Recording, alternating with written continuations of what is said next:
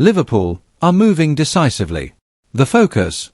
Crystal Palace captain Marc Guehi. Discussions have already begun. Not tentative chats, but serious, preliminary talks aimed at bringing the England international to Anfield before the summer window closes. Guehi's current deal at Palace is running down, with just 12 months remaining. And earlier this week, Chairman Steve Parish admitted the reality. The club may have no choice but to sell now, rather than risk losing one of their most valuable assets for free next year. It's a familiar crossroads in modern football. Keep your captain, and risk him walking away without a fee, or cash in while you can. For Palace, it's an unenviable decision.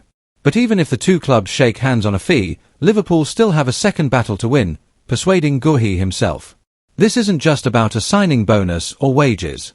It's about the minutes, the opportunities, the certainty of walking onto the pitch, week after week.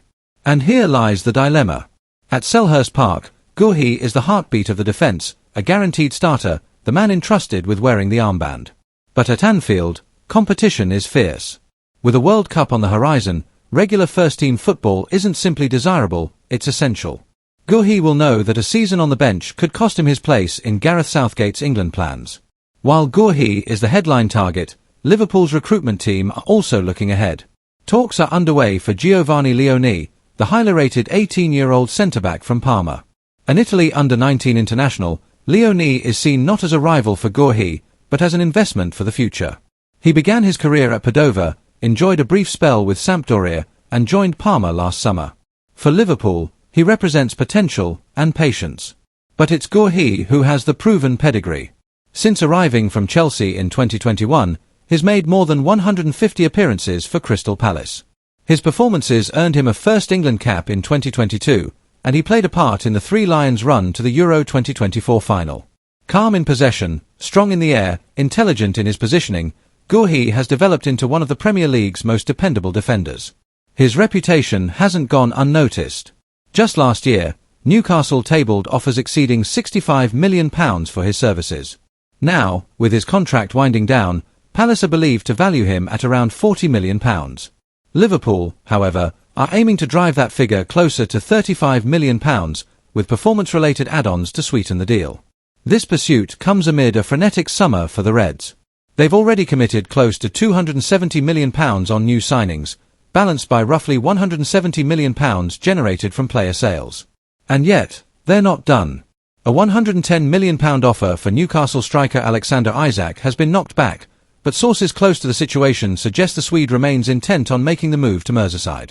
If Liverpool managed to land both Guehi and Isak, their summer spend would surge beyond £400 million, a staggering figure, even in today's market. For Guehi, the choice appears stark, it's Liverpool, or nothing. Crystal Palace had hoped to spark an auction, to set rival clubs against one another in a bidding war. But that hasn't happened. The list of serious contenders has, in truth, narrowed to one. The alternative? Letting their captain walk away for nothing next summer, perhaps to the very same destination.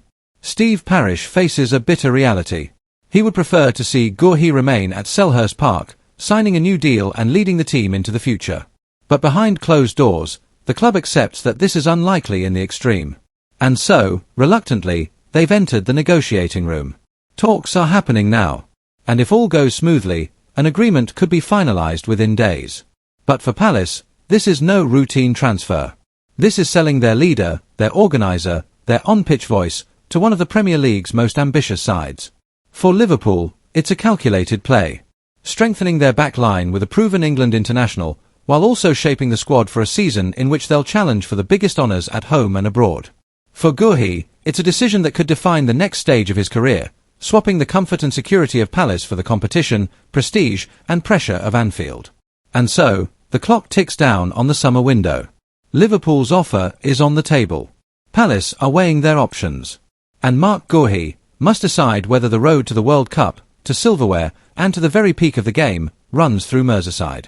This season, for Liverpool, it's not just about competing, it's about conquering. Leave a like and subscribe to the channel so you don't miss any updates. And I'll say it outright, I believe Liverpool could win either the Premier League, the Champions League, or, just maybe, both. It sounds audacious, perhaps even overconfident. But, truthfully, I've never entered a campaign feeling this buoyant, this full of belief. In previous years, even during the high water marks of Jurgen Klopp's most formidable sides, there was always a shadow looming over us. Manchester City. Pep Guardiola's City. Relentless, precise, engineered to perfection. We could push them to the wire, take them to the very last day, but more often than not, they started as favourites, and we played the role of challengers. But now, the script feels different. This is Onslaught's Liverpool. The bookmakers have them down as heavy favourites for the Premier League crown, and second only to Paris Saint-Germain for the grandest prize of them all, the Champions League. And why? Because when you add the very best attacking midfielder on the planet, Florian Wirtz, to your squad, when you sign two fullbacks with the potential to define their generation in Milos Kerkez and Jeremy Frimpong, the football world takes notice. Hugo Ekitike. A clever bit of business. A forward who, in the eyes of many, offers a more composed and clinical option than Darwin Núñez. But the real hum in the air, the one you can almost feel vibrating through the fanbase, is about the possibility of bringing Alexander Isak to Anfield. And I can't shake this feeling, this quiet certainty, that by the end of August, Isak will be standing there in front of the Kop, wearing that famous red shirt. Just picture it. Mohamed Salah, last season's undisputed king of English football, combining with Wirtz, threading those impossibly perfect passes into the path of perhaps the most electric striker on the planet. And all of it backed up by a spine that reads like a roll call of world-class talent, Alisson between the sticks. Van Dijk marshalling the defence. Konate alongside him, all power and pace. Gravenberch's composure in midfield. McAllister's intelligence and guile. Szoboszlai's energy and drive. It is, on paper, the blueprint for a team that could be spoken about in decades to come, an all-time Liverpool side. And yet, there's the knot in the stomach. Because as thrilling as this is, Liverpool have made significant changes to a squad that not long ago lifted the Premier League trophy. There's a saying in football, if it isn't broken, don't fix it. Well, Liverpool have taken a screwdriver and a spanner to the engine. And with such sweeping changes comes expectation, massive expectation. The media will circle. The spotlight will be merciless. One defeat, especially early on, and the narratives will write themselves. Have Liverpool done too much? Are the new signings struggling to adapt? Was the title-winning formula needlessly dismantled? For the younger players, many of whom have yet to truly feel the weight of the English football media machine, this will be the test. The physical side of the game is one thing, but the mental resilience required to weather those storms is quite another. That's where Onslaught's role becomes even more crucial. Slot is not just tactically astute, though his ability to read a game and make adjustments is already well regarded. He's also grounded, calm under pressure, and has a knack for keeping a squad united in purpose. In the frenzy of a season like this, that steadiness will be worth its weight in gold.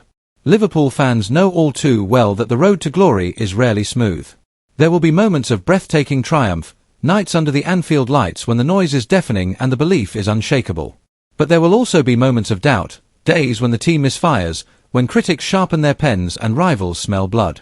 The question is, can this Liverpool side, new, ambitious, and brimming with talent, hold its nerve when the storm comes? I believe it can. Because there's a fire about this squad. A swagger, yes, but also a hunger. A hunger not just to win, but to dominate. And with Slot steering the ship, I can't think of a manager better suited to the voyage ahead. So, here we stand, on the edge of a season that could be remembered for generations. Hope and worry, hand in hand.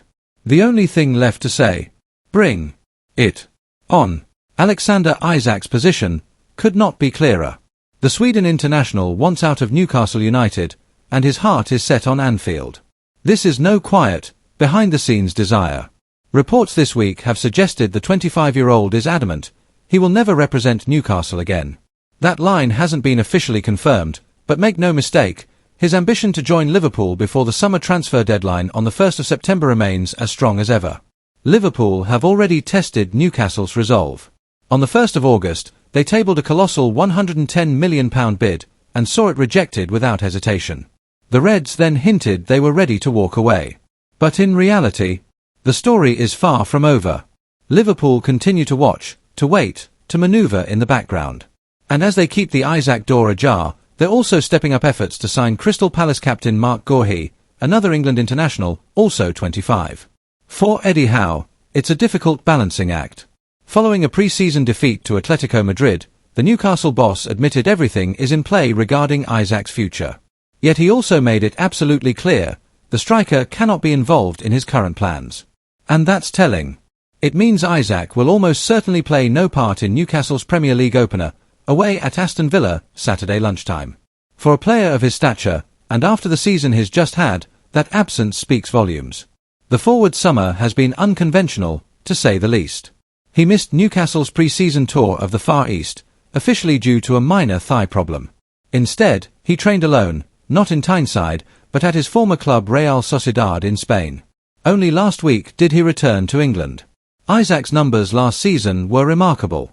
27 goals, in 42 appearances across all competitions. A clinical finisher, tall, quick, technically gifted, the complete modern striker. He still has 3 years left on his deal in the North East. On paper, Newcastle hold the power.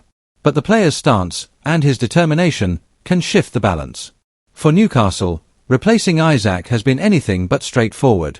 Their striker search this summer has brought frustration at every turn.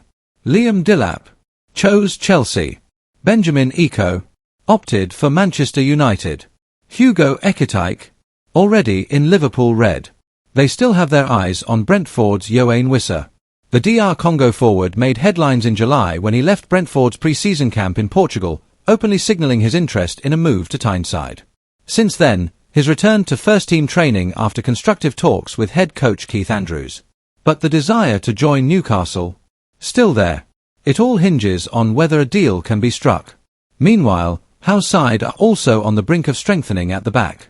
AC Milan defender Malik Thiaw, the 23-year-old German international, is expected to arrive on Tyneside on Sunday night to finalise a £34.62 million switch to St James Park.